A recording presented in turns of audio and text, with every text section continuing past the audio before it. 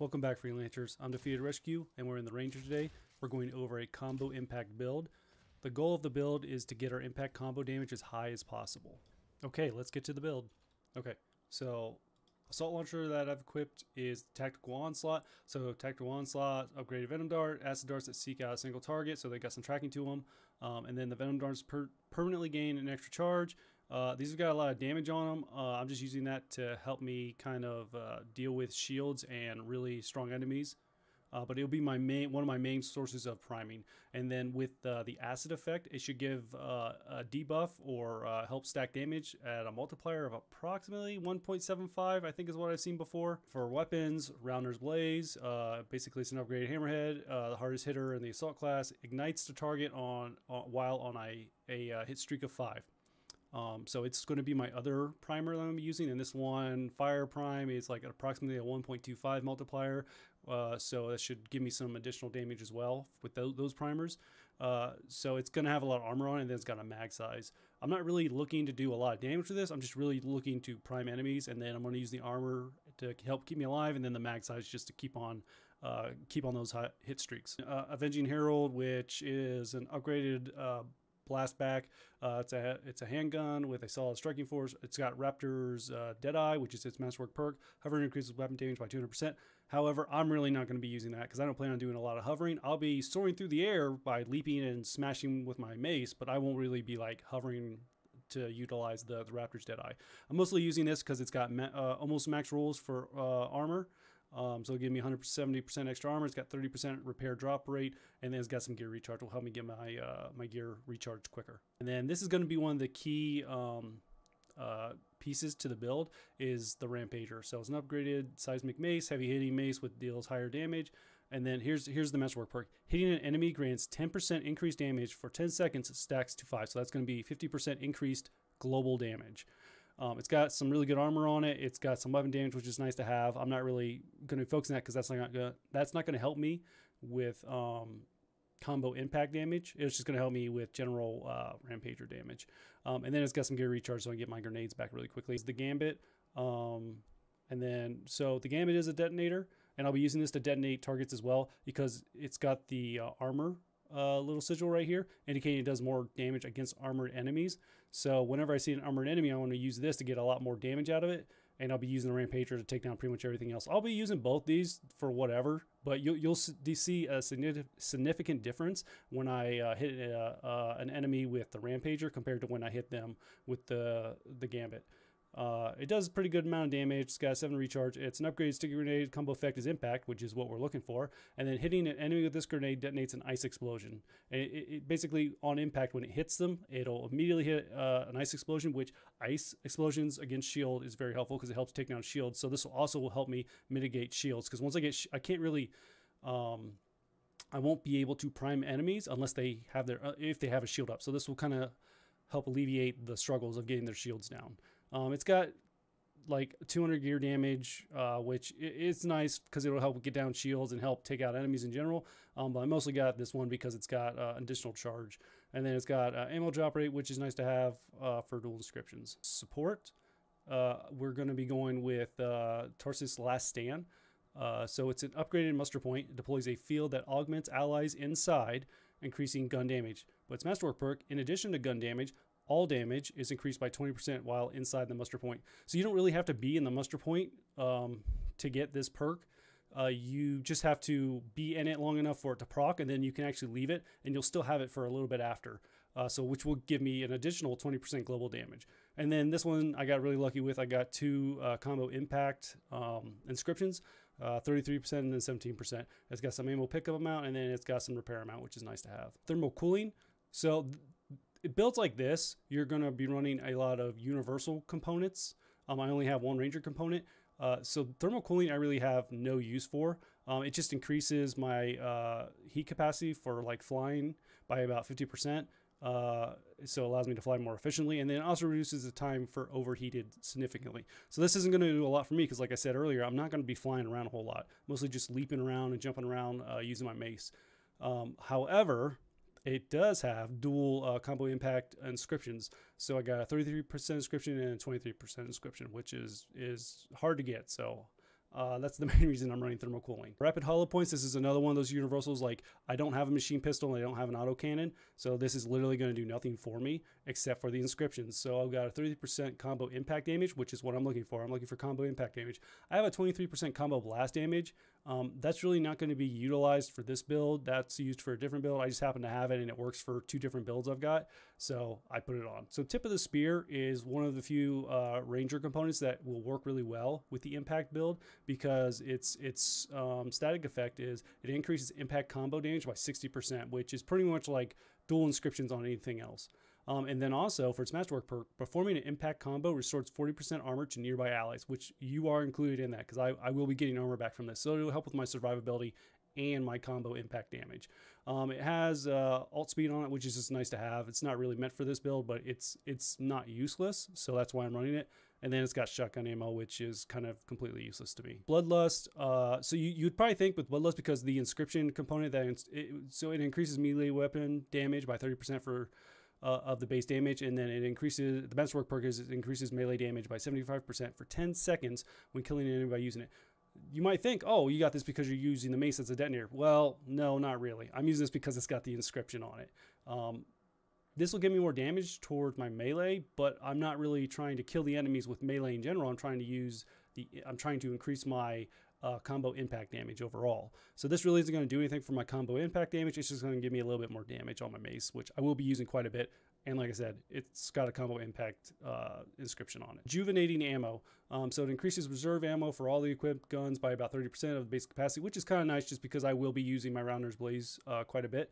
And then it replenishes armor by 20% when picking up an ammo pack. Like I said, I'm going to be using my Rounders often, so I will be expending ammunitions, which means I will be picking up ammo packs, which will also help with my survivability of giving me armor at the same time.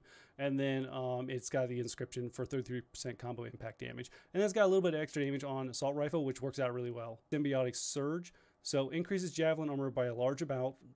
As you can see up here, it's like 3,000 to 4,000 more than, or actually it's closer to 5,000 more than normal. And then it increases all damage by 50% for 10 seconds when picking up repair packs. So because I haven't budgeted a whole lot in resistance or armor or shield, I am going to be losing health pretty often. So I will be expected to pick up repair packs pretty often as well, which will increase my overall damage by 50% every time I pick one up for 10 seconds. And then it's got 29% combo impact damage. And then it's got Force 2. Force, it's not useless, but it's going to be good for knocking like hunters out of the air. If I need to reload like my Rounder's Blaze or whatever, but it's not a super needed inscription for this build. So this build is heavily influenced by combo impact inscriptions. I have about 269% from just my inscriptions alone of combo impact damage. However, when you factor in Symbiotic Surge, Rampager at 5 stacks, and Tarsus Last Stand, that should be giving me closer to 389% combo impact damage. So how I plan for this to work is I'm going to find an enemy, I'm going to prime them with Tactical Onslaught or Rounder's Blaze, depending on what kind of enemy type they are, just what I have available to me. So once they get primed, and then depending on what type of enemy type they are as well, I'll be using either the Gambit or the Rampager to detonate them. I'm probably going to be using the Rampager to get my stacks up really, really quickly. And then after I get Rampager up to 5 stacks, I'm going to go ahead and start detonating combos. And then after I detonate combos with Rampager or the Gambit, I will try and collect some health packs to get Symbiotic Surge. And then once I get that and I see that proc, I'll try and throw out Tarsus Last Stand. And then that should get me to max stacks on all the things I want to bring with me to help me get like the maximum potential of combo impact damage. We're launching a legendary mission. We're going to be in GM3. And just for transparency, I'm bringing in epic, rare, and uncommon combo sigil to increase my damage by about 60%.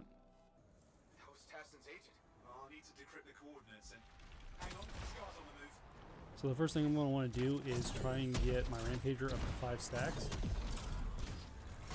Get that additional 50%. Alright, we're at 5. And there we go. 700,000 damage.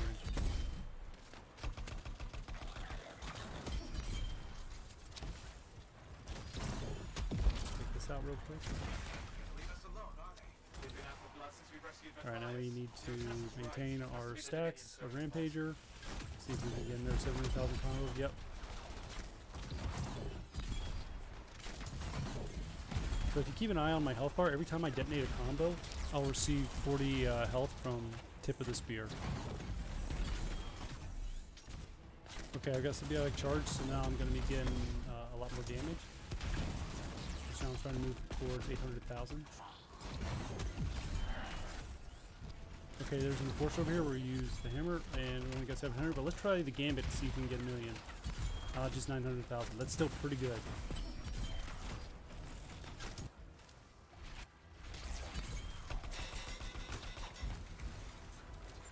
Try again. Up only 7.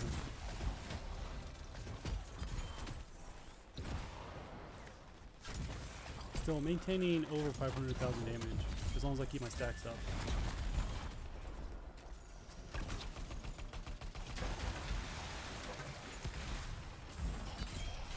Okay, so these are storm boots, and we should be getting more damage off of them from the grenades.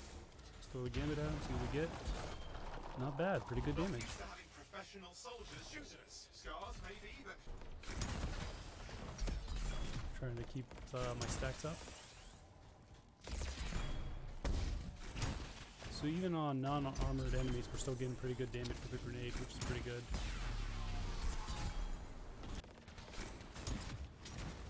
watch it. Looks like the monitor left a cleanup crew behind.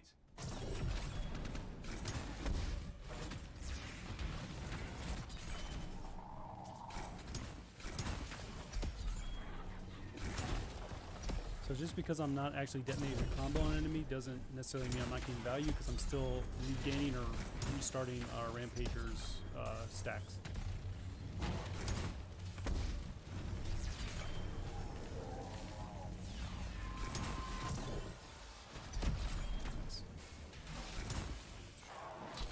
Let's see if we can go for a 1 million on the guy.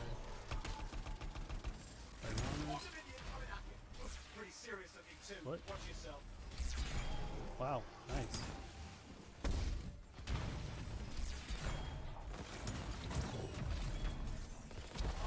Let's try for that. Oh, there we go, over 1 million. Nice.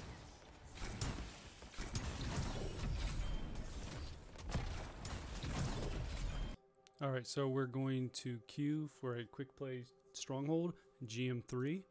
And then for transparency, we're bringing an epic, rare, and uncommon combo sigil. These will give me about 60% extra combo damage.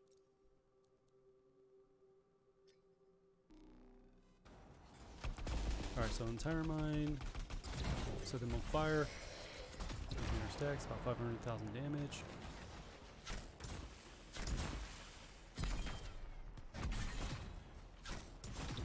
So this is the downside to this build, is I'm going to have to compete with some of my teammates or some of the members of my team to get to combos.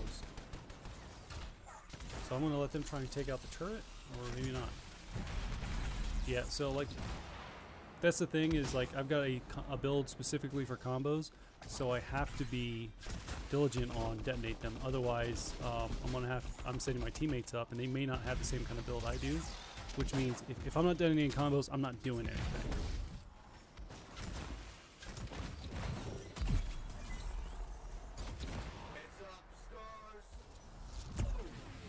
Alright, we'll go down here and kind of get our stacks back for Rampager. Go ahead and help take down their shield with the Gambit. Nice. Finish them off with the grenade. Continue getting our stacks. Need to get their shield down, so we'll use the Rampager to help work it down. We'll let them handle them while we come over here. And so if enemies are close enough, you can definitely detonate multiple, but they have to be really close.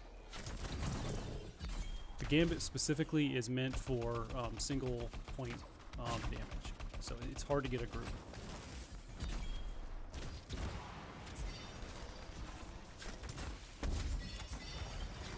Alright, good damage. Let's see what we can get here. Oh, over 1 million.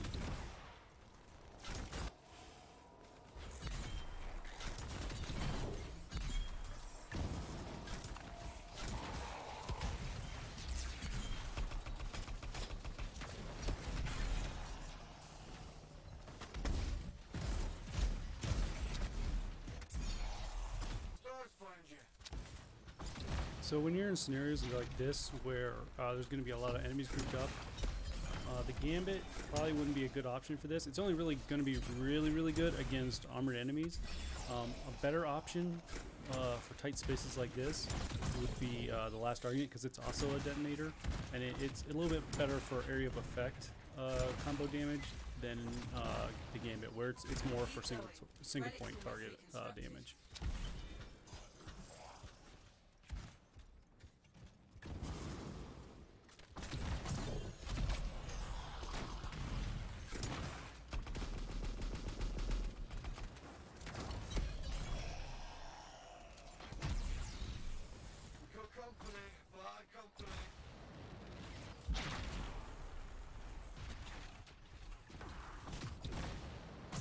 Go ahead and get our stacks back up.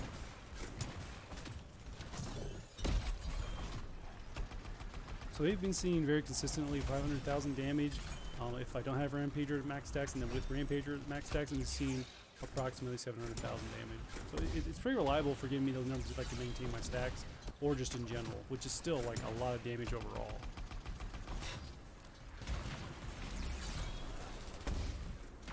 And then Gambit's coming through, giving me a little bit extra against armored enemies. It's also good at taking down shields, helping me in that aspect so I can prime enemies.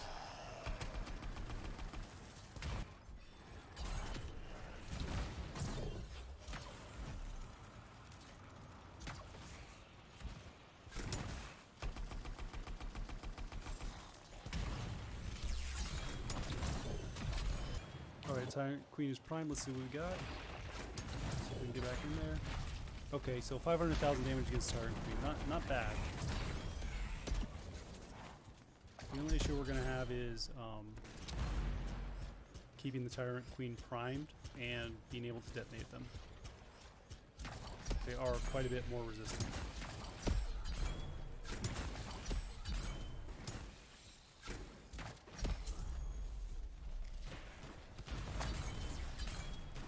So that's what I was kind of saying earlier. If you can get enough in a small enough area, you can take out several at once with a combo damage. But let's try and see what we can do against the Tyrant Queen again. Pretty much the same. Under 600,000 damage. So just going over the build, some of the things we can talk about is some of the negatives are you're going to be budgeting everything into combo impact damage, so there's not going to be a lot of diversity in the build. So like where your combos are going to be really good, your ult damage is going to be really weak. You're not going to have a lot of armor. Your weapons aren't going to do much damage. Things like that are issues you want to be thinking about when you're running around with this build. Some of the positives though are when you do detonate a combo, you're going to be getting on average. I was getting on average about 500,000 damage per combo, where from a few times we saw over 1 million damage, which will kill just about any enemy type for the most part. But that kind of comes into also if you're going up against really more resistant enemy types like the Monitor or the Tyrant Queen. They will be incredibly difficult to deal with, and the fact that it's hard to prime them, and if they're not primed, you're not going to be able to do any damage to them. So there's fun things about it, and there's some weaknesses to it as well. You kind of just have to take the strides as you can and roll with it. But I had a lot of fun with this build, and I hope to see you guys out in Bastion.